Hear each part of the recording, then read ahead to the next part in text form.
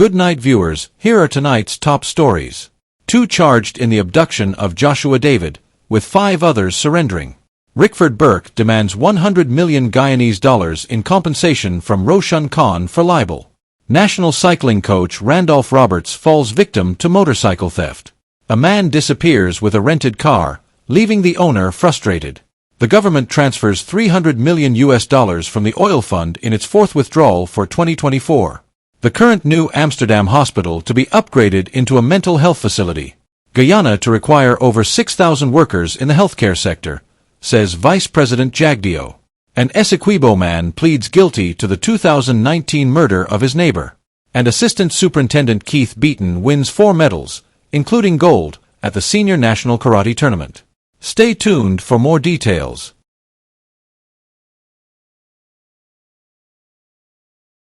Essequibo man pleads guilty to 2019 murder of neighbor.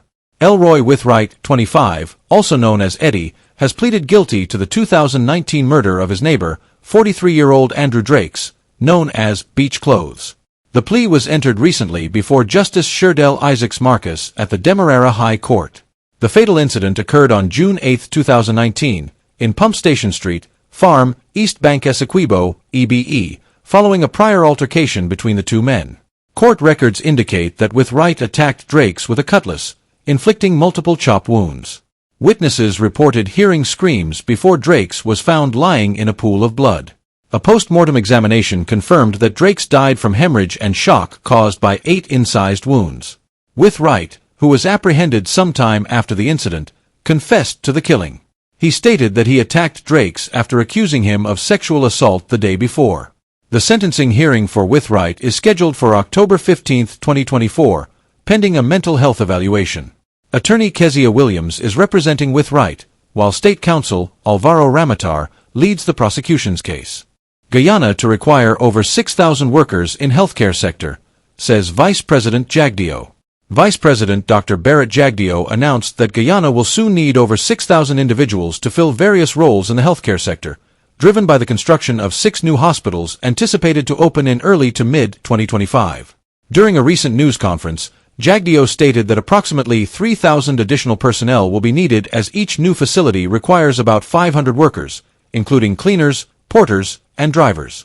Current projects include hospitals in Lima, Region 2, Dequindran, Region 3, Diamond and Enmore, Region 4, Bath, Region 5, and Skeldon, Region 6, all being developed by China National Pharmaceutical Group Corporation, Sinopharm. Jagdeo emphasized that further job opportunities will arise with the establishment of the €149 million pediatric and maternal hospital at Ogle and the $161 million new facility in New Amsterdam. Additional hospitals in hinterland regions such as Lethem, Maruka, Kamarong, and Kato will also contribute to workforce needs.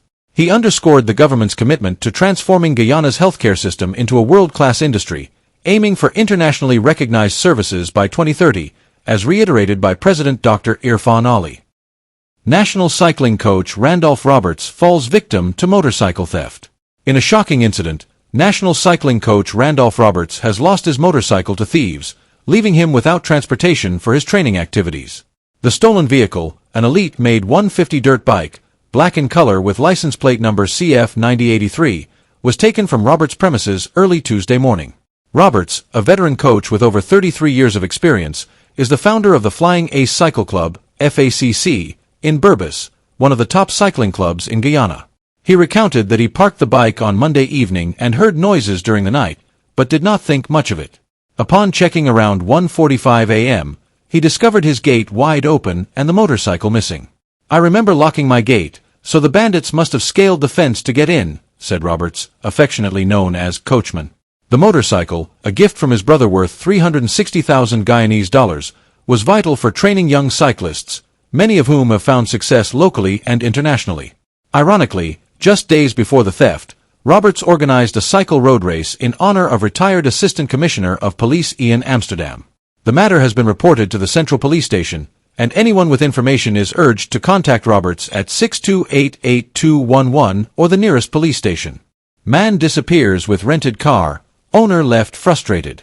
A 53-year-old car owner, Rafudil Razaka, is seeking assistance after renting his vehicle to a man who has since vanished without a trace. The car was rented on August 5, 2024, but attempts to reach the renter have been unsuccessful. Razaka, who made contact with the renter through a mutual acquaintance, expressed his frustration, stating, "I keep calling the number, but he ain't answering." After numerous failed attempts to reach the renter from different phone numbers, Razaka decided to take action, concerned about his vehicle's insurance and maintenance needs. He reported the incident to the Providence police station to aid in locating the renter. On Wednesday, Razaka received news from a relative that the rented vehicle had been spotted on the West Bank Demerara. The police are currently investigating the matter. Rickford Burke demands $100 million Guyanese compensation from Roshan Khan for libel. Rickford Burke, a prominent New York-based opposition political activist and president of the Caribbean Guyana Institute for Democracy, CGID, has formally demanded $100 million Guyanese in compensation from Guyanese businessman Roshan Khan for alleged libelous statements made in a Facebook post. The contentious post, titled in the Raw, "Submachine Guns Everywhere," was published by Khan on September 10, 2024, and contains allegations that Burke's attorney, Nigel Hughes, describes as serious libel. In a pre-action letter sent to Khan on September 3, Hughes stated that the claims made against Burke are completely false and have caused him considerable distress and embarrassment. We require, as a matter of urgency, a full and unequivocal public retraction and apology, terms to be approved by us, as well as an undertaking not to repeat these allegations, Hughes emphasized in his correspondence. Burke's legal team asserts that the $100 million Guyanese is a necessary compensation for the harm inflicted upon Burke's reputation by Khan's statements. Hughes has made it clear that if a satisfactory response is not received by October 10, 2024, legal proceedings will commence without further notice. As of October 3, 2024, the allegedly defamatory post remains active online. 2 charged in Joshua David abduction, 5 others surrender. In a significant turn of events, Alpha Pool, 35, and Osefo Peters, 28, were remanded to prison on Friday after being charged with the abduction of Joshua David, also known as Bricks. The men appeared before Chief Magistrate, A.G. Faith McGusty at the Georgetown Magistrates Court, but were not required to plead to the charges.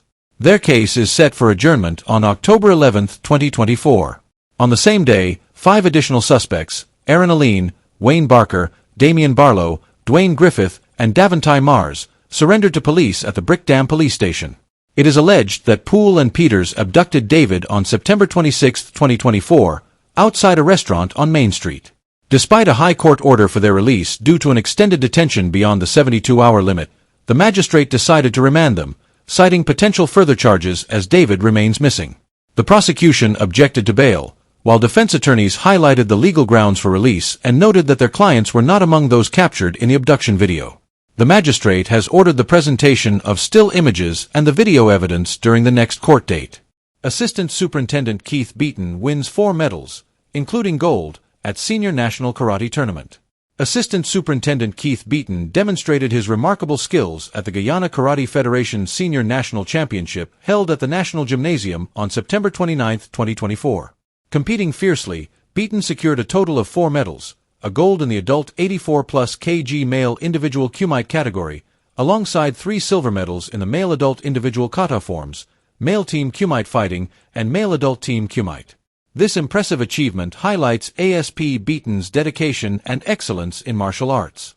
Congratulations to him for his outstanding performance. Government transfers $300 million from oil fund in 4th withdrawal for 2024.